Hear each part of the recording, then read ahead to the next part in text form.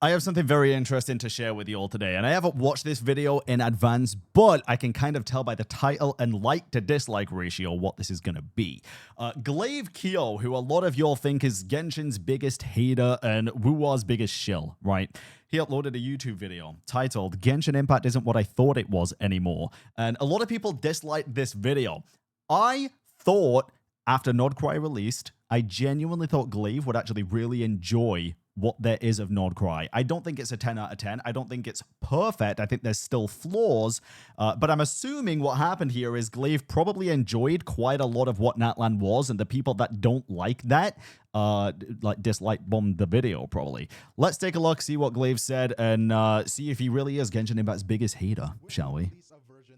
Oh my god, he's so quiet. Has entered what many are calling a new golden age. So quiet. After Okay. 5 years, this update feels less like a simple patch there we go. and more like a renaissance for the entire game. From the Yep. stunning new region of Nordcry to a massive, long-awaited overhaul of the game's most frustrating systems, the developers have delivered on years of For the most community part. feedback in a truly unprecedented way. The feeling across the player base is, for the most part, overwhelmingly positive, with Yep. many agreeing that the game has never been better. And Yeah, it's not perfect, but I do agree, and I do think it has never been better. I think this is the highest point in Genshin Impact's life cycle right now. I think a lot of old players especially are feeling really good about this patch, especially considering it's tying in a lot of the loose ends that people have been aware of for years upon years at this point. yet, alongside all of this celebration, version 6.0 has also introduced some of the most ambitious and complex new systems we have ever seen. Yep. These changes have sparked a deeper conversation about long-term progression and what the future of Genshin will look like for all kinds of players. For so sure. today we're going to explore the full picture of this landmark update. We will start by diving into everything that makes version 6.0 so exceptional, and then unpack the new systems that are shaping the discussion about the next 5 years of Genshin Impact. Sounds Let's good. get into it. The argument that Genshin Impact is in its best ever state is built on the undeniable quality of the new content, and it Yup. begins with the story. For the first time in a while, and Story is incredible right now, and I think the presentation of the story, for the most part, has done a significant upturn of improvement, genuinely. maybe ever, a new regional chapter has launched to what is almost universal acclaim for its narrative. Players have Yep. described the main quest as having fantastic pacing, which is a polite way of saying it doesn't waste your time. If Yep. you played through Fontaine, for example, you might remember the fortress of Meripede, that long prison Probably the most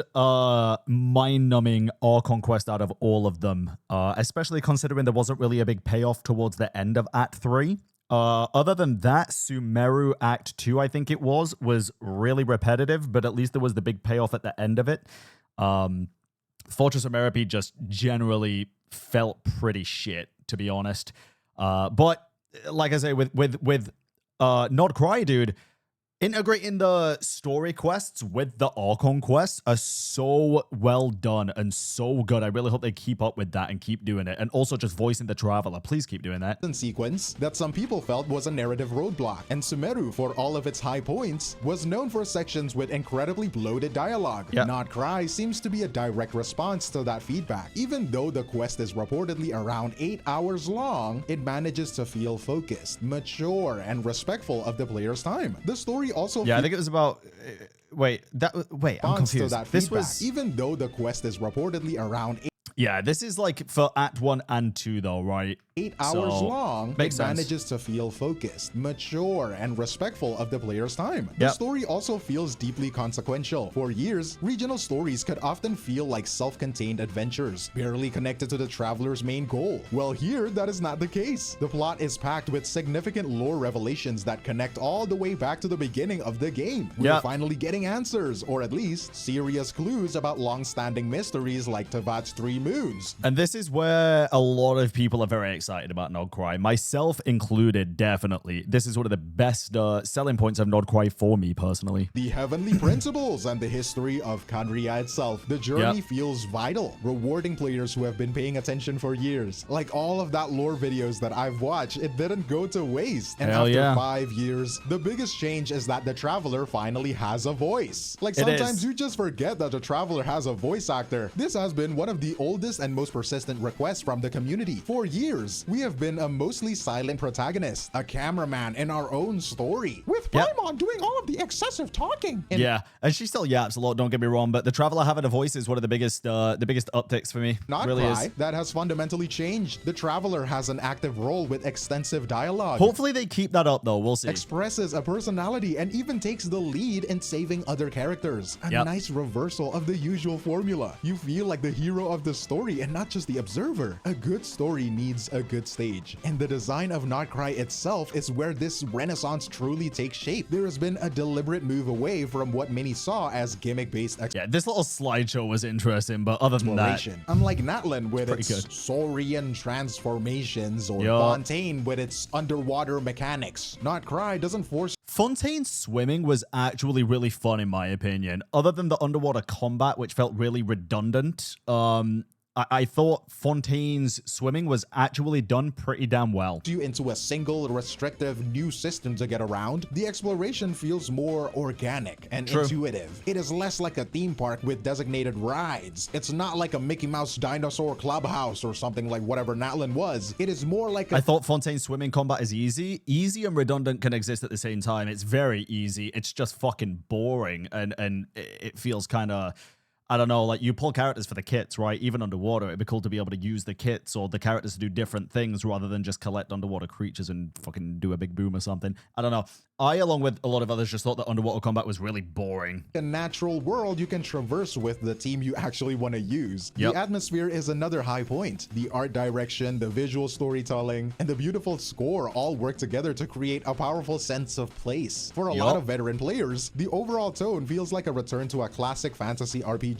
Something with the same sense of wonder as exploring Mondstadt for the very first time. Complementing all of this is a noticeable improvement in the quality. Natlan still has better exploration. Stop this Natlan slander. Come on, brother. You're the only one fucking bringing up Natlan and slandering it here. What the fuck do you mean? We literally just talked about underwater exploration.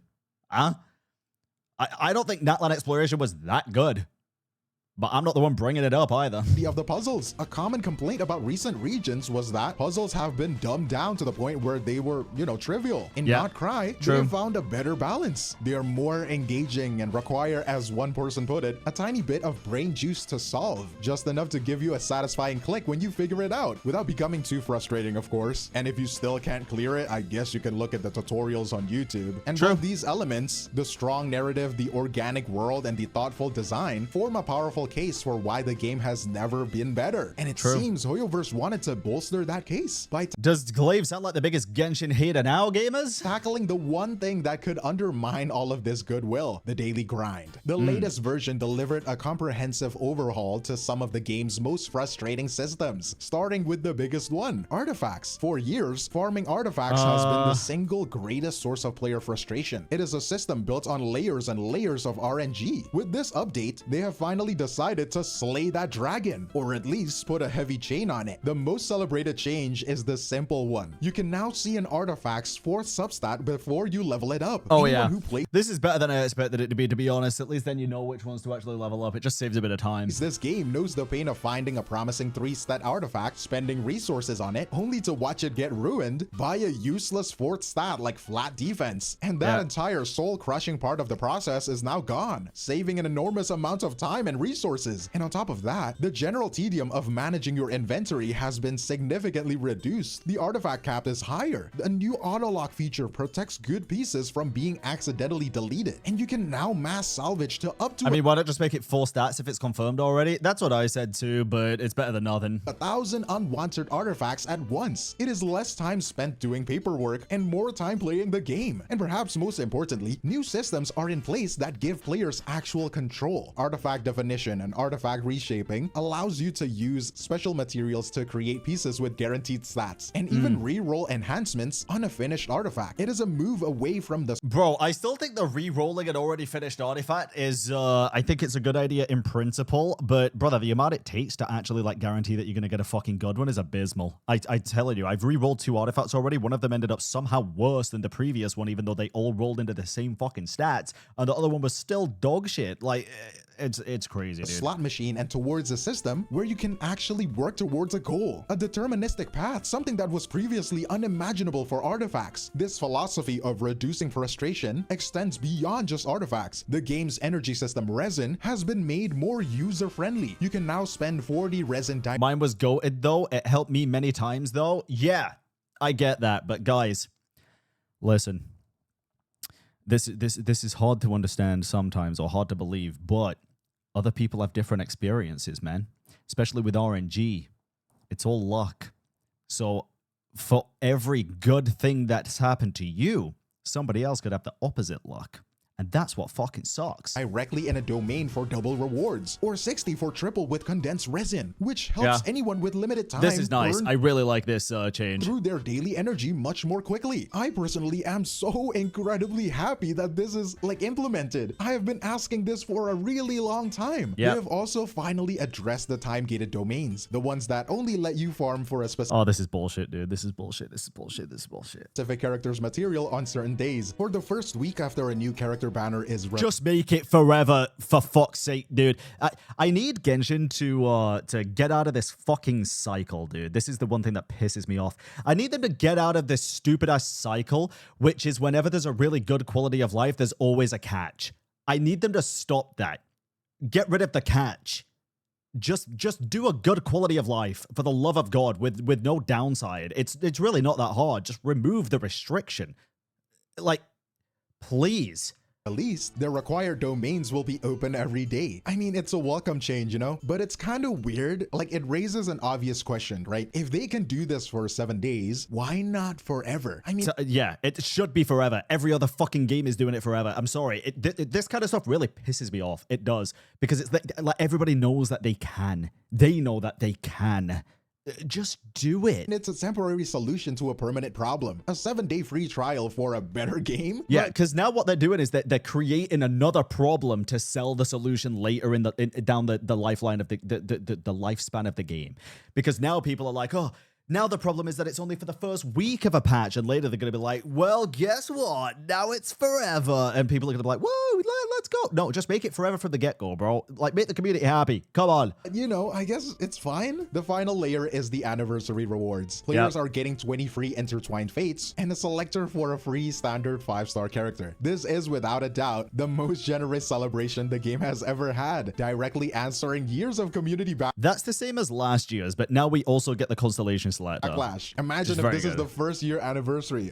But the Constellation Selector is not actually an anniversary reward, actually. It's not. Especially because it's not just a gift. You actually have to play actively 5 days per week for like 12 weeks or something. You wouldn't have that whole Google Classroom raid or whatever. I think players would still be happy. Whether you think a free standard 5-star is useless or not, I think getting a free 5-star in general is just good. Me too. You have revolutionary artifact changes, a streamlined grind, and it's just basically dailies. Yeah, but it's still a requirement to log on and play the game 5 days out of 7 for 8 out of 12 weeks, which is still, it's not a gift because it requires a time commitment. Even if it's just 5 minutes a day, it's still a time commitment. Pretty good generosity from them, all bundled into one patch. It is difficult to see the timing as a coincidence. It feels like a carefully calculated move, a massive goodwill deposit made with the entire player base. The question is why? Why was this massive deposit of goodwill intended to pay for? Well, the answer, it seems, lies on the other side of the update. While one hand was giving players unprecedented quality of life, the other was introducing a suite of new systems that have fractured the community, kind of. This is the fracture point, and it starts with the new character level cap of 100. On the surface, a level cap— I just think this whole thing is stupid, honestly, for the level 100 stuff. I'll let Glaive yap about it, and then I'll give you my overall thoughts. Cap increase is a standard feature in any RPG, but the implementation here is unique to say the least, or predatory to be more specific. To advance a character from level 90 to 100, you need an extremely rare new currency called Masterless Stella Fortuna. The only way to get this item is by pulling a duplicate of a 5-star character that you already have at Constellation 6. You have to pull the same 5-star character 7 times before you can even start earning the currency needed to level up your other characters. This functionally locks the new level cap away from the overwhelming majority. Level 100 is a nothing burger. It doesn't change anything.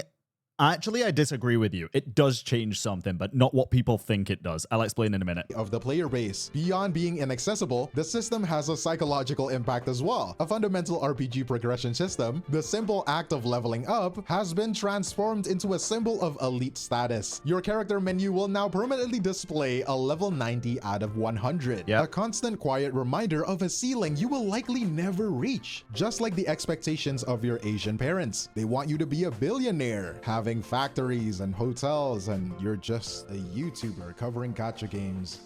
Yeah. But anyways, the most significant concern, however, is what this means for the future. There is a fear that endgame No, it doesn't. Factually incorrect. It clearly does change some things. content, like the Spiral Abyss, for example, will eventually be balanced Right. around the higher stats. Oh, wait, it's still 90 out of 90. Wait, what do you mean? Wait, what? If you level up a character to 100, it still shows 90 out of 90? Wait, what? Of level 100 characters. This might be unlikely, but if that happens, this stops being a cosmetic brag. Did you hear what he said? Most significant concern, however, of a ceiling Which you part? will Let me likely see. never reach. Just like the expectations of your Asian parents. They want you to be a billionaire, having factories and hotels, and you're Before this? Yeah, he said it doesn't display. He said it displays 90 out of 100. If you give the two Masterless Stellar Fortuna to a character, and you can then level them up to 100, are you saying that it doesn't say 90 out of 100? Then what the hell does it show? Does it auto level them up to like 95 out of 95 and then 100 out of 100? It says 90 out of 90 until you level to 100. It auto levels them. Okay, that's fair. just a That makes YouTuber sense. covering gacha games. I haven't used mine yet. But anyways, the most significant concern, however, is what this means for the future. There is a fear that endgame content, like the Spiral Abyss, for example, will eventually be balanced around the higher stats of level 100 characters. This might be unlikely, but if that happens, this stops being a cosmetic bragging rights feature and becomes a hard power wall, potentially locking a huge portion of the player base outside of the game's most challenging content. Yeah, so the biggest thing with me for this is, I'll keep it entirely real here. I do not think you should lock something behind any kind of paywall that is a primary game feature. Especially such a feature that you learn from the very beginning of the game and is a core fundamental aspect of your gaming experience as a brand new player and an endgame player. Something that a lot of people think is just rudimentary and doesn't matter, like levels, I think does matter. I think it is a core aspect of the game, a clear indication of your progression. 5k DPS increase, but it's not about the DPS increase. That's where a lot of people fail to understand people's viewpoints on this. It's not about doing more DPS. It's about your character level being able to be higher than everybody else's because you spend money. Also sets a precedent. What else are they willing to do, right? A lot of people were like, oh, well, the new end game's just for whales. Like, whales have been asking for this for a long time. Like, let them have this. And then they do this as well. And now people are like, oh, that like the couple of patches after, they're also catering to the whales by letting them level up their characters higher than the rest of us. Interesting. How far is it going to go? You know, how far is it going to go? I don't think it's a good idea to do that at all. I think, if anything, extra constellations that you get should award you with still Masterless Stellar Fortuna. However, I don't think the Masterless Stellar Fortuna should be to give your characters extra levels. I don't think so. I think what it should do is you should have to collect 2 or 3, and then you should get a constellation, like a mastered Stellar Fortuna, that you can then activate on any character. Genuinely. 100%. I think that is the case. You guys said the same for global passive. Who said what for global passive? What? I said I didn't like the global passive. In HSR, you mean? I said I didn't like the global passive, and then I barely fucking played the game since then. It's segregation of putting whales on a pedestal. That's also another thing that I wanted to put across as well. I do also think it sets a precedent not only to the whales, but also to like free-to-play and low spenders, and it kind of creates a rift that didn't already exist. There was always a rift between free-to-play and whales, and like a sense of free-to-play pride and whale pride, right? I see this as a way just to try and convince people to spend more money, to be honest. The precedency, but it never happened again, not yet. It still sets a precedent, whether or not it's happened yet again. Of course it does. That's just because it hasn't happened again yet doesn't mean the precedent hasn't been set. That's not how that works. New But yeah, ceiling. I don't know. I think it creates an unnecessary rift for something as trivial as it sounds with the level system. It's kind of ridiculous. You feel like it's just a one-time thing, then I'm happy for you that you feel that way. But just because you feel that way doesn't mean everybody feels that way. You can defend it all you like. I don't give a shit. I'm just giving you my thoughts, and this is exactly how I feel. Whether or not you like it, that's not my problem, bro. Not my problem. Character stats is only one part of the equation. I really do feel like it's just not a good way to do it. Like I say, I think if you get 2 Masterless Stellar Fortuna, combine them to a Mastered Stellar Fortuna, even 3. Fuck it, make it 3. And then you can give a character a constellation that you don't already have. At the end of the day, you've just lost 3 fucking 50/50s. Surely 1 character constellation is a good thing for that, right? Just don't look levels behind it. It's kind of ridiculous to me. The other is a fundamental shift in how combat itself is designed. Version 6.0 introduced lunar reactions, and to put it simply, these are enhanced versions of existing elements. Yeah, I do also think, sorry, I know I'm pausing a lot here. I do also think that C6s of 4 stars should also give you, like, for example, Masterless Stellar Fortuna fragments, and every 10 of those that you get, you can combine them to make 1 Masterless Stellar Fortuna, or maybe even every 20. Like, there should be something for getting post C6 4 stars as well. 100%. The other is a fundamental shift in how combat itself is designed. Version 6.0 introduced lunar reactions, and to put it simply, these are enhanced versions of existing elemental reactions. Apparently this is not necessarily true. It was only really true with a Nefer. It doesn't necessarily mean that they're better than like Electro Charge, for at least for Electro Charge. The Lunar doesn't necessarily mean it's better. It's more of a visual thing. But either way, I still think if they're gonna do this, at least make Ino be able to trigger the fucking lunar reactions, bro. Like, the only free Nodcry character doesn't even have a moon wheel and can't trigger lunar reactions. That is ridiculous. Like Bloom or Electrocharge, with one defining feature: they can now deal critical hits, a massive damage multiplier. 10 you think is too much? Wait, dead ass? You think getting 10 fragments to make 1 Masterless Stellar Fortuna would be too much? If the Stellar Fortunas were every 3 that you get, you can get a constellation of any 5-star you want? Really? I think even for free-to-play, bro, you got the standard pulls to get 4-star characters, and you've got limited pulls, and sometimes you get 2 or 3 in one temple. I think getting 10 is perfectly fine to make 1 Mastered Stellar Fortuna. 100%. Maybe even too little.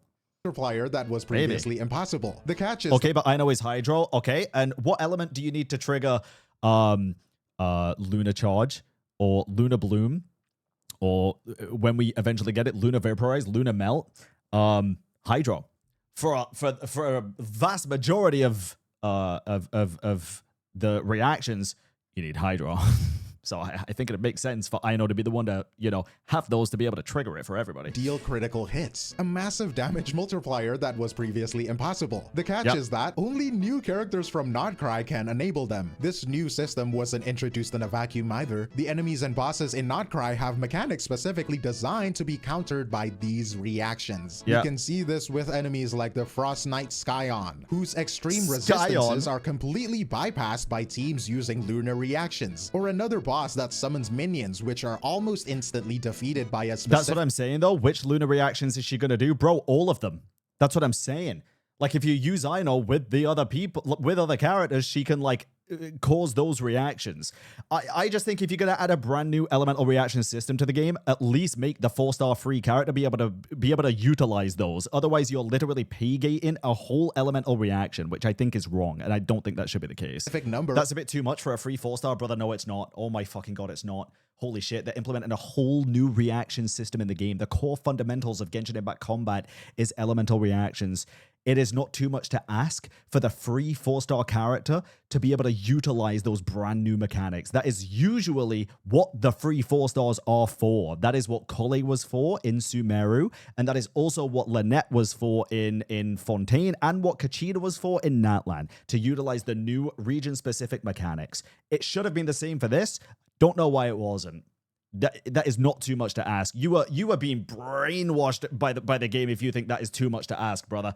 That is the purpose of these free characters. That should be the purpose. Of lunar charged hits. This isn't a coincidence. It is a lock and key design. The developers create a new enemy with a very specific... Like I say, bro, I will praise Genshin when they do something good, but when they do something bad, I'm also going to call it out. And you can't just fucking glaze everything. Like, saying it's too much, it's not, bro. It's really not. it's not enough is what it is. A lock and then sell you the They've done a lot only of good key that shit. can open it. The result is a new, more intense pressure to pull for the latest characters because the game's challenges are being deliberately tailored to make them feel necessary. It sparks a legitimate concern that years of investment in older characters are being systematically devalued, pushing you to constantly invest in the newer roster to keep pace. This isn't just power creep, it is a system of engineered obsolescence. And when you put these two systems together, the level 100 ceiling and the engineered lunar meta, what you end up with is not just one game, but two. Let me explain. This is the central paradox of version 6.0. The community feedback seems so contradictory because players are, in effect, playing two different versions of Genshin Impact, often without realizing it. And this isn't an accident, it is a result of a deliberate strategy. I mean, let's look at the first Genshin. This is the game experienced by the vast majority of player base, the free-to-play, the low spenders. I feel like if they enabled Lunar for Ino, they'd make her kit dog shit, and I kind of like using her right now. I don't know, seems off. Yeah, but this is the thing that seems off, right? The thing that seems off is what I said earlier. There's always a catch. Why can't she just do both, you know? Why can't she also be kind of fun to use and also trigger Lunar Charge? Why does there have to be a catch? That's what seems off. It's just one of those things, dude. And the people who subscribe to the Welkin Moon and call it a free-to-play. For this audience, Genshin has been successfully repositioned I know Kit is already dog shit. I mean, I think so too, but Chada clearly enjoys it, so. premier single-player open-world RPG. Their experience is defined by the narrative triumphs of Not Cry, the increased agency of the Traveler, and that massive overhaul to the game's most frustrating system. I don't want to use Ino, now what? Well, then that's a you problem. At the end of the day, if they're given the option of the new Lunar Charge reactions to the free 4-star character, I would rather have the option than not have the option. And then you can still choose to not use her, but then that's on you and not the game devs. For them, the day-to-day experience of exploring the world is more accessible, rewarding, and respectful of their time than ever before. So when they say the game is in its best state ever, they're not wrong. They're describing their experience with their game, and that experience is excellent. But for the top percentile of spenders, a second parallel game has been built. This game isn't about story or exploration. It is about power. It is about prestige and what we can call vertical progression. The level 100 system offers a new, incredibly deep investment path for those who have already maxed out their character's constant. And this is where I disagree. I don't think it is a deep investment path. I mean, yes, but again, it's not even about the benefit of leveling your character to 100 for me, because it fucking does nothing, bro. Like, the amount of actual, like, positive increase that you're going to get from leveling your character to 100 for the most part is so insignificant, it doesn't even matter. That's not the biggest issue with level 100 for me. It's the way that it was introduced and what it, like, what it's going to create in terms of community divide. It gives them a new mountain to climb. Meanwhile, the Lunar meta, with its emphasis on regional synergy, incentivizes players to invest in an entire regional roster to stay at the absolute peak of endgame performance. This is, or at least I'm assuming Columbina, right? Because here's the thing. Usually the free 4-stars are I mean, yeah, typically free 4-stars that you get are like worse versions of the Archons or the biggest character that patch, right? Or at least maybe the Traveler is, and we don't have a fucking Traveler for this patch, so I'm assuming Ino was supposed to be like a weaker version of probably Columbina. However, that clearly can't be the case. I'm assuming Columbina is going to be the cap. This is probably what they fucking did, bro. Oh my god, I've just put 2 and 2 together. Oh my god, they probably didn't make Ino be able to trigger all the Lunar Charge reactions because they're going to make fucking Columbina do it, and they're going to force people to spend, and she's going to be able to trigger all of them because they all require Hydro. Columbina's going to be able to do like every Lunar Charge reaction. Oh my fucking god, that's why, isn't it? And then that's going to unveil the fact that that is actually quite a predatory thing, genuinely. Man, I can see that coming now. I didn't even think about it. Didn't even think about it. Even then, give it to Ino and let her do a worse version at least. Like, at least give the free-to-play a fucking option, bro. Like, I don't know. It's a fundamental restructuring of the endgame. The old model encouraged horizontal progression, you know, collecting a wide variety of characters. The new model pushes for a vertical progression, investing deeply into a smaller synergistic roster, getting a character to C6, getting their signature weapon, and then getting the entire team that makes them work best. You are no longer encouraged to collect wide, but to invest deep. So when this group of players expresses anxiety about predatory monetization and power creep, creep, they are not wrong either. They are accurately describing the new hyper-exclusive endgame loop designed specifically for them. A loop designed to capture a level of spending that the previous model could not. And this new dual-path model is a monumental shift in the game's design. And the fact that the developers were willing to make such a sweeping change has had an interesting side effect. It has sharpened the community's focus on the features that I think one good thing that they could do eventually, kind of like in Natlan, where Traveler got to activate Pyro late into the storyline, I guess maybe whenever we complete the Natlan arc and fix the fucking moon or whatever and get Columbina, maybe she'll, like she keeps giving the Traveler power every couple of weeks or every week, like Kuvaki power. Maybe they will be nice and make the Traveler be able to trigger Lunar reactions at that point, which would be okay then, I guess, but we're still missing out for like fucking 6 months at that point. Remained unaddressed. When you prove that you can fix problems, it makes the problems you don't fix all the more conspicuous. This is the horizon of expectations, right? The things players now see as achievable, but still just out of reach. At the top of that list is the permanent elimination of time-gated domains. The temporary 7-day reprieve we get with the new banners is welcome, of course, but it also feels like a taunt. It confirms that limiting farming to specific days of the week is an artificial restriction that can be turned off with a flip of a switch, but you just don't do that. And then there's a demand of a true artifact loadout system. I mean, it's a simple feature, standard in many similar games, that would let you save a full set of I'll keep it about, dude. With the artifact loadouts thing, I think it'll happen eventually, and then it'll be good. With the skip button, I don't think Genshin's ever gonna get a skip button at this point. I think if they were gonna, they would have done it already.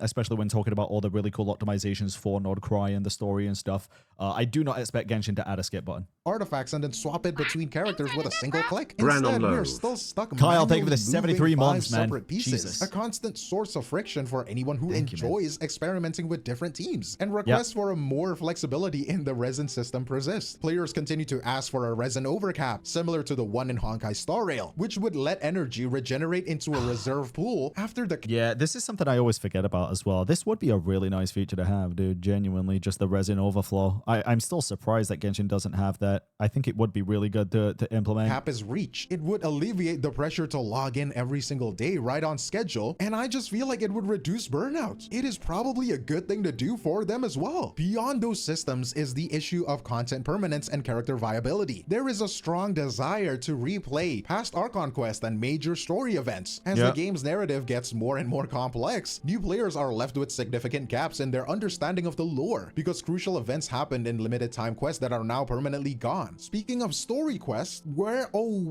yeah, it's not gonna happen, bro. Don't even ask about the skip button at this point. I think it's a long fucking dead thing.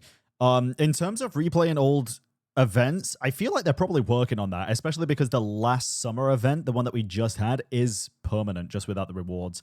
Hopefully they start implementing the old events into that at some point. I feel like they probably will. They said they were working on it a very long time ago, but yeah. Is the skip button? Like, it's such a good change to have. Seriously. And finally, there is the problem of older characters. The new free constellation system is nice, but many see it as a band-aid solution that doesn't really fix the core problem. The kits of many early game characters have been severely power crept. Often underwhelming constellation doesn't make them Thing is, until now, that power creep didn't affect a lot of people because there's really nothing to power creep. All of the endgame content was pretty fucking easy, even with all the characters. But now that we're getting harder endgame, then power creep is starting to become a pretty predominant issue for a lot of players, especially the non-whales. And I think this is also why people are now worried about them kind of quote-unquote catering to whales with some things. That it's making people worry how far it's going to go and if they're going to just start catering other endgame to whales and any new content to whales. That's what I keep seeing a lot of on Twitter, at least, but I see a lot of everything on Twitter at this viable point. In the modern endgame. The community wants direct buffs or reworks, a practice Hoyoverse has adopted in their other major titles, but which remains absent in Genshin. When you look at this list of what was changed versus what wasn't, a very clear design philosophy. I think it's also, correct me if I'm wrong here, I feel like it's also easier to rework characters in turn-based games than it would be in a fully open world RPG game. Maybe I'm crazy for that. Maybe it's not that difficult, but I don't know. I feel like it could be a lot harder to implement, especially in terms of balance, and also just the way that the like newer kits would work. No, you won't correct me, or no, it's not harder. I don't know. No, it's easier, honestly. How would it be easier? I'm trying to think. Like, in terms of balance, I guess it'd be a little bit of both, right? But if you were to rework like Diluc, just as an example here, and make like his ult and stuff different, I guess it'd just be like adding a new character. Fuck it. Yeah, it probably wouldn't be that hard, right? Glaive Keo, so sad. Brother, listen, I'm gonna say something right now. And y'all are not gonna like it, okay?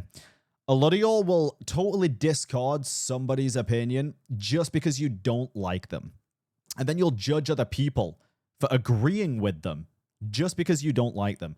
Glaive's actually made really fucking valid points this video, and I would say, like, yeah, literally over half of the video was positive about this patch. And then the other half is talking about, honestly, pretty necessary criticisms, I would say. I think it's good to keep an open mind and not just think it's sad that a person is speaking their mind, when honestly, everything they're saying is pretty fucking true, to be honest. Like, just because someone's critiquing your favorite game doesn't mean they're wrong. Like, you can write it, bro. You can write it.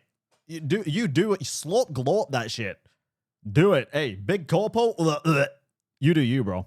But I think he's pretty fair with the majority of things he's saying here. Philosophy begins to emerge. There is a if you don't criticize the things you like when they do bad things, or things that you don't like, it's just gonna get worse. Genuinely, that's just how it's gonna be. What was changed versus doesn't mean they're right either. It doesn't at all. It doesn't mean he's right. There is no right or wrong here. It's just criticism. It doesn't mean it's factual. Like, I can't say Genshin Impact adding a skip button is like, or not adding a skip button is straight up bad and be 100% correct, because I don't know. But you can criticize it. I still feel like you can criticize things without having a factual response or a factual answer in terms of, like, this is why it would be 100% good. It doesn't have to be 100% good for it to be good, right? There could be downsides still. But I think something like that it's still worth having, because you can just choose not to use it. And that's what's good. Right. Wasn't a very clear design philosophy begins to emerge. There is a distinct pattern. The developers are willing to implement changes that optimize the existing gameplay loops and reduce player frustration. They fixed artifacts RNG because it made the required grind feel awful, yet they are unwilling to relinquish the control those systems exert over players' engagement. Overall, a lot of really good changes this patch. Honestly, one of my favorite patches ever. Genuinely. 100%. But again, just because it's one of the best patches ever doesn't mean that everything's perfect and there's no bad things. Of course, there's still improvements to be made. If everything was perfect, then this would be the peak and things would never get better. And I really want to see them get better. Offered a temporary break from time-gated domains to drive banner sales, but haven't dismantled the underlying system that forces you to plan your week around their schedule. They will without the criticism, Nordcry wouldn't have been as good as it was. Make the daily grind faster, but won't add a resin overcap that would make the daily grind less mandatory. Their strategy appears to be a carefully calibrated effort to sand down the roughest edges of their retention-focused design, rather than granting players complete freedom. They're making the cage more comfortable, and they have no intention of removing the bars. It is about keeping the broad player base satisfied and engaged, without dismantling the core mechanics that ensure that engagement remains consistent, predictable, and ultimately monetizable. So when you take a step back and look at the whole picture, it becomes clear that version 6.0 is more than just an update. It is a strategic restructuring of a massively successful product. The central conflict that defines this patch, the one between its welcoming free-to-play friendly gestures and its incredibly exclusive whale-focused system, is no longer a latent tension. It is now a permanent baked-in feature of the game's core identity. While ultimately the conflicting sentiments from the community are both entirely valid, because they are reflections of two increasingly different games. The best state ever narrative is true for the players who are here for the RPG journey, and the anxieties about predatory monetization and power creep are equally true for the players engaged with the endgame meta. The future, and this is I'm not even engaged with the endgame meta, but I can still see that point of view, and both are still very valid for me. Like, I'm so excited about the future of the game in terms of the story and the progression, but I'm also kind of worried about the endgame stuff. I enjoy both. Granted, it's not to the extent of not cry characters, but I heard they updated some characters to frick with Lunar, like Mona and Afa. I I don't know if they did. Yeah, sorry, that was really loud. My bad. That was very loud. I haven't seen that. I haven't seen old characters being able to trigger Lunar stuff other than with Nodcry characters that can trigger Lunar stuff, Future obviously. successes of Genshin Impact will now hinge on the developer's ability to manage this delicate balance, ensuring the endgame for the second Genshin does not encroach They did? upon. Wait, so they made it so that Mona can trigger Lunar reactions? Is that what you're saying? Or are you saying they made it so that Mona now does more damage with Lunar reactions? She can't trigger them, right? It has to be a Nodcry character. That's the whole point.